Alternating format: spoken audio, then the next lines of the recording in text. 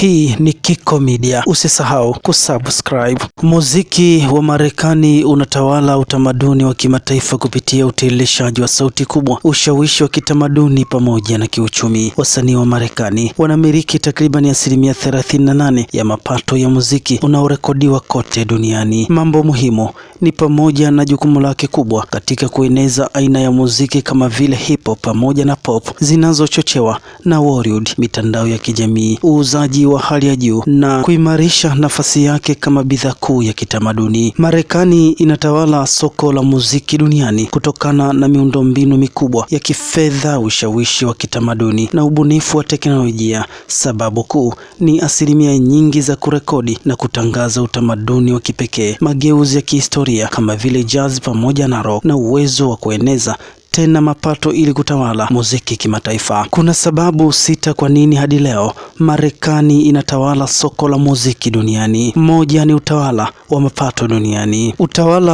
wa mapato ya muziki nchini Marekani unaosimamiwa na taasisi kama Recording Industry Association of America inayofuatilia mauzo ya nyimbo na album. Mapato mengi yanatokana na utiririshaji wa mtandaoni, yani streaming, mauzo ya kidijitali na mikataba ya kibiashara ya wasanii. Huduma za usambazaji, usimamizi wa haki na haki miliki na teknolojia ya uchanganuzi mahili kama vile 1RPM ni muhimu katika kuchuma mapato kupitia muziki. Utawala wa mapato kupitia teknolojia ya utiririshaji, yani streaming, umezalisha mapato mapya na kukuza sekta ya muziki wa Marekani, hasa baada ya kupungua kwa mauzo ya kanda na CD. Mifumo hii imesaidia kupunguza uharamia na kuleta mseto wa vyanzo vya mapato, ikiwa ni pamoja na ada na leseni. 2 ni ubunifu wa muziki wa aina ya hip hop. Hip hop imekuza muziki wa Marekani kwa kuleta mapinduzi ya kitamaduni, ikibadilisha sauti ya muziki wa pop na kuifanya kuwa rap, kuwa aina kuu ya muziki maarufu ulioanzia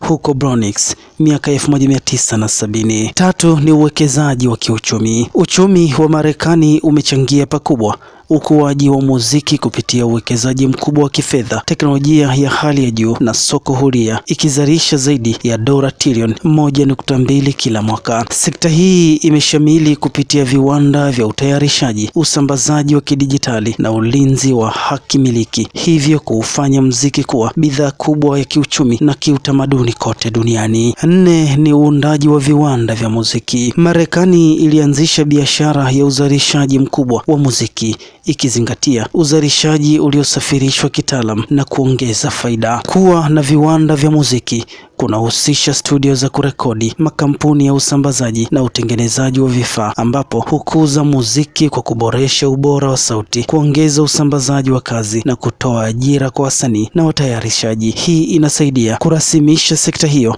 na kuongeza mapato. Jinsi viwanda vya muziki vinavyokuza sanaa, uzalishaji bora wa sauti. Viwanda vinatoa studio zenye vifaa vya kisasa kama sound cards, mixers pamoja na microphones bora zinazoongeza ubora wa kazi. Upatikanaji wa vifaa. Wauzaji wa vifaa vya muziki kama City Music Sound huwezesha wasanii kupata ala za muziki, gitaa pamoja na drums. Kurasimisha sanaa. Viwanda na usajili wa kazi husaidia wasanii kulinda kazi zao na kunufaika kiuchumi. Kukuza vipaji. Uwekezaji katika miundombinu hii unasaidia kuibua na kuendeleza wasanii wapya. Kutumia teknolojia. Viwanda vinajumuisha matumizi ya teknolojia mpya kama vile AI kuboresha utambuzi na usambazaji wa muziki. 5 ni kuanzishwa mapema kwa vyombo vya habari. Marekani iliongoza ulimwenguni katika kuendeleza teknolojia ya vyombo vya habari kama vile radio, kurekodi na television, kuanzisha uongozo wa mapema katika kusambaza bidhaa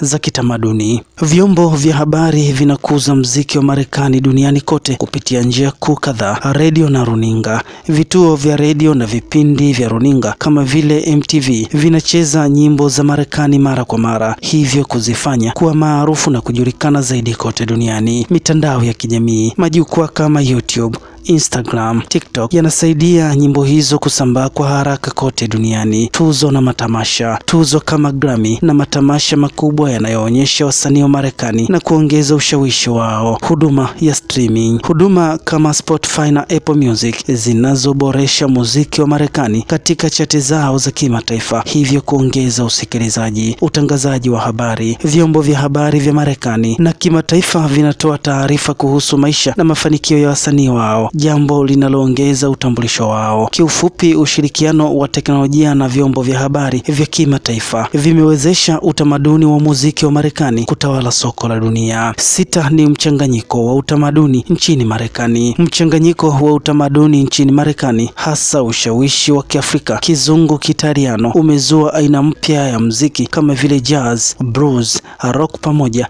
na hip hop. Mwingiliano huu uliunganisha midundo ya Kiafrika, ala za Kizungu na hadithi za kitamaduni na kuunda sauti ya kipekee. Mchanganyiko huu umekuza muziki wa Marekani kwa njia zifuatazo: mizizi ya Kiafrika. Biashara ya watumwa ilileta midundo, nyimbo za kazi na mila za muziki wa Afrika, ambapo ikiwa ni msingi mkubwa wa blues pamoja na jazi. Mchanganyiko wa mitindo. Jazi ilizaliwa New Orleans ikichanganya tamaduni mbalimbali na kuwa chimbuko la mitindo mingi ya kisasa. Hip hop. Muziki huu uliibuka kama utamaduni mdogo wa vijana wa Marekani wenye asili Afrika, ukijumuisha sanaa ya sauti ya mitaani. Ushawishi wa Kitaliano. Midundo ya Kitaliano. Midundo ya Kitaliano imeathiri sana muziki wa hip hop pamoja na rock nchini humo, ukiongeza utofauti mkubwa. Mchanganyiko huu umeisababisha Marekani kuwa kitovu cha sanaa ya muziki kote duniani na kuteka soko la dunia katika muziki.